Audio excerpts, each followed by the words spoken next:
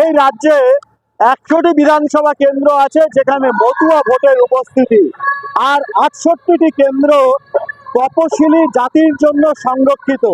আর 21টি বিধানসভা কেন্দ্রে কে জিতবে তা ঠিক করে মতুয়া সম্প্রদায়ের ভোটাররা।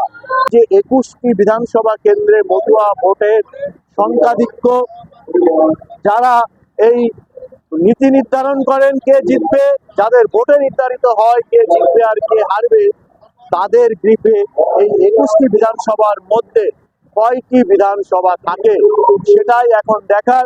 আর সে কারণেই কেন্দ্র এবং রাজ্যের শাসক দল বিজেপি ও তৃণমূলের ভর কেন্দ্র হয়ে উঠেছে ঠাকুরনগরের এই মতুয়া ঠাকুর বাড়ি। স্বাভাবিকভাবে কতগুলো মানুষ তাদের রাজনৈতিক, দেখুন মতুয়াদের ছাড়া যে চলবে না রাজনীতির লোকেদের, সেটা সুস্পষ্ট। আপনারা দেখতে পাচ্ছেন যে সমস্ত জায়গায় মতুয়াদের আগে জায়গা দেওয়া হচ্ছে। আরে একটা মতুয়া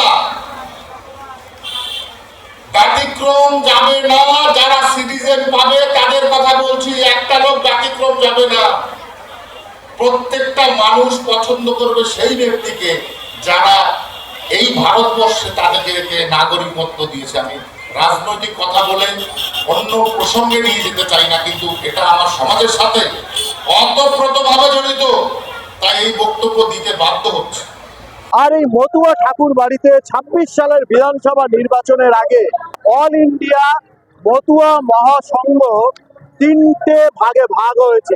আর বিজেপি তৃণমূল তারা কিভাবে সামলায় সেটাও দেখার। কি আজ এখান থেকে অনশন মঞ্চ হওয়ার কথা মমতা বালা ঠাকুরের নেতৃত্বে। শান্তনু ঠাকুর এবং সুব্রত ঠাকুর, মমতা বালা ঠাকুরের এই উদ্যোগ কি সফল হতে দেবে? আমরণ অনশন মঞ্চ। আমরা আগামী দিনের অনেক বড় ভবিষ্যৎ দেখতে পাচ্ছি। এক বড় ভবিষ্যতের অনেক প্রকার সামগ্রী এবং উন্নতিশীল সামগ্রী আমাদের প্রতি ধাবিত, আর সেই জায়গায় আমরা পৌঁছবো আগামীতে। যার জন্য অল ইন্ডিয়া মতুয়া মহাসংঘের ব্যতিক্রম আর কোনো কিছু নেই। কোন সংগঠন আপনাদের রাজনীতি ছাড়া আর কিছুতে ব্যবহার করবে না, রাজনীতিতেই ব্যবহার করবে। আমরা অল ইন্ডিয়া মতুয়া মহাসংঘ মতুয়া শহীদদের নিয়ে আগামী ভবিষ্যতের স্বপ্ন দেখছি।